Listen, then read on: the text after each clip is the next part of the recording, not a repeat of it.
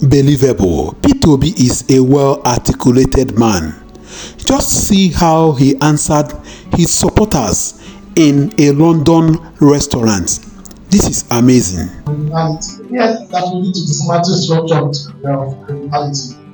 But I do not think people actually understand how significant it is. And due to because I think in Nigerian politics they see you as a very calm person who is not probably willing to take risk.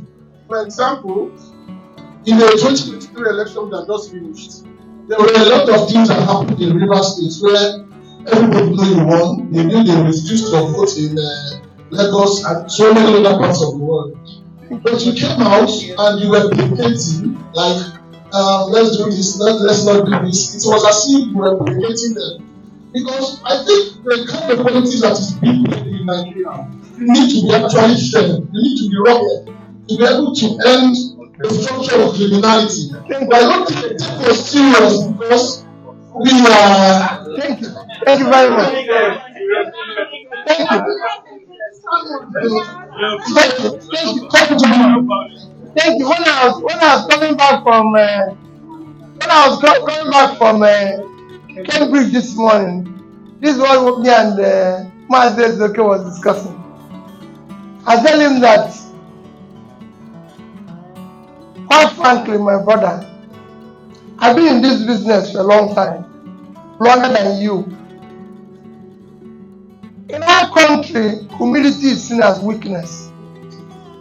It's actually a virtue because they allow you to stay firm. It is not. Rascality has become a measure of everything. It's not. When I gone to, like I was coming here this evening, when I went to Cambridge, people say, P.O., how about security? How about police? How about army? How about this? And the question I asked them, I'm just going to Cambridge. I'm just going to see my brothers and sisters in this. I'm not saying they might not be violent, but if they decide to be, some other people will decide to fight on my behalf too. So it will be, all of us will be fighting. I know we're not going to do that. But what I'm trying to tell is that I don't believe that that you use the same process you're trying to dismantle to solve the problem. You waste everybody's time. Just continue saying it is wrong. It's enough. We don't need to fight them. We don't need to kill anybody. Nobody should be harmed. Nobody will be the loser. You're going to put children on the line. I have never seen, and I will never use political talk to anybody. And I pray that all of us, all those who use people's children as talks, their children will end up being taught one day. If it is not fair, I won't do it. I'm at the forefront of everything. When I campaigned, everywhere I asked people to go. I went to View, I went to everywhere people didn't go. Katangu, I went personally. Where people have never been, I went there. I didn't send anybody. And I don't send people. I won't put people on the line. Because what you're asking me to do now, I won't do it. But I'll say it, and people will be harmed. No. That's not the idea. The idea is that we will continue. They will get tired. And I tell you, they're getting tired. They are seeing that what this life we're living, we want to question their morality. We want to question the rascality by appealing to their mind that this thing you're doing is wrong. It shouldn't be. Today they are worried. They respond to whatever I say every day. They will even respond to what I say here. Because they are worried. So it's just keep saying it. The things the people have not done before. The things are right, and people say, Peter, is this true? And I say it's true. It is true. So we need to dismantle it. Not by fighting anybody. Not by saying this. People would even ask me, somebody asked me, what are we going to do with Labour Party? The reality is that, my brother, don't worry about it. We'll fix it. That's what they want you to be preoccupied with. Our problem is not Labour Party. Our problem is them. We know what they want to achieve. That's not what I want to do. They want us to be occupied by the Labour Party. If Labour Party is not performing now, will you reduce the price of Gary? No. Let's deal with the cost that they are driving us. Let's deal with issues that are concerned us, not party, not any sentiment. If we get it right, I can assure you, all it requires is anywhere exchange, one leader who is committed. If you know Anambra State very well, before I became a governor, it was used for bad examples. In fact, they called it home for all. When I became governor, I said, no, no place is home for all. Because we cannot live with everybody. I said it to light of the nation. I said everything we touch, we must be number one. I became number one in MDG. And the records are there. I wasn't in Anambra State. People used to say, hey, what is wrong? This man, he doesn't even argue with anybody, doesn't even talk. I have 3 friends that I met in my life as governor. President Jonathan was vice president of Nigeria. He's still alive. He will tell you, he came to Anambra State. I was driving somewhere with him. He saw how people were pushing me out on the road. As I said, no, sir, we don't use siren here. When big men are there, you clear the go. It wasn't bad. We needed to give chance for big men to pass. It didn't stop me from being governor. I went to church. They saw where people took seats that was kept for governor. And they said when he comes, he will sit at the back, and I go and sit at the back. Because church is church. God doesn't pick people from front. It's only our imagination. When God comes, He gives us who are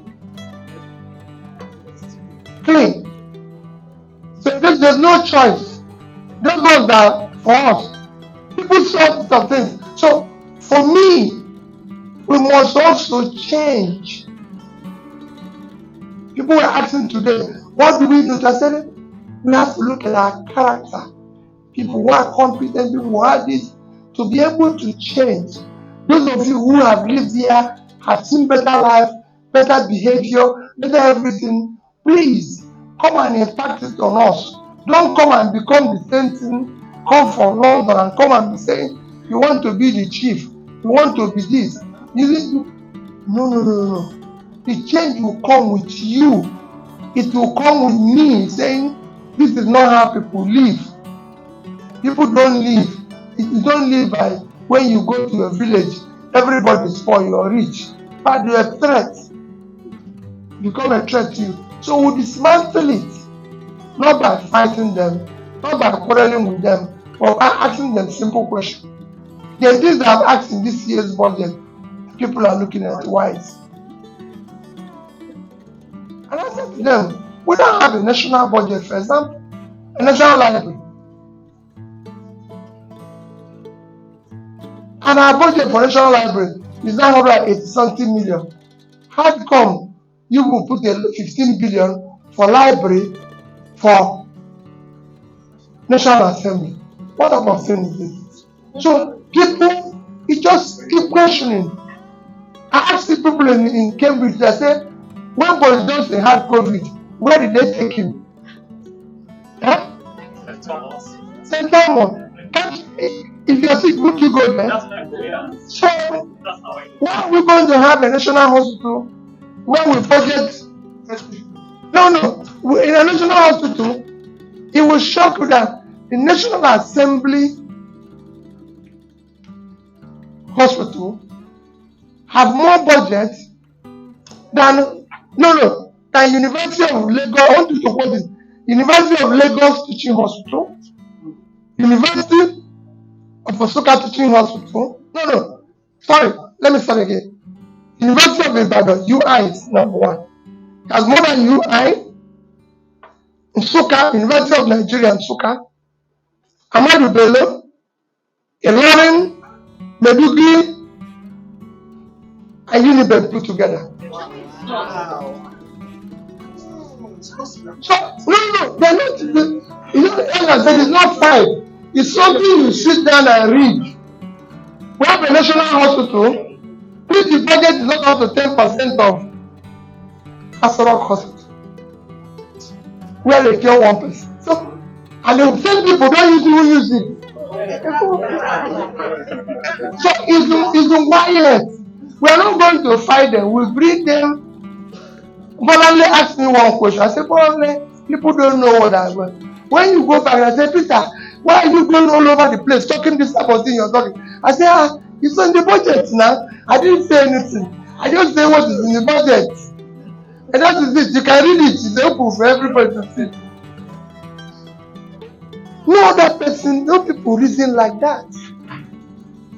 Because I've experienced it. I had a clinic in my lodge as governor with about 3 doctors and nurses, and I had 2 ambulances. But there was an ambulance in the hospital that is in the same state. And I said, why is there an ambulance here? Why is the ambulance following me in convoy? They say in case there's an accident. What do you mean? The thing is supposed to be in hospital. If anything happens to anybody, it comes. That's what it's meant for. So it is for us to change it. It is the human being, the thinking, that makes people behave like that. And it's corruption. That's why I say criminality. When I say criminality, I mean corruption. If you don't dismantle it, you will not get anywhere. Corruption kills citizens and makes it like I say it every day. Okay.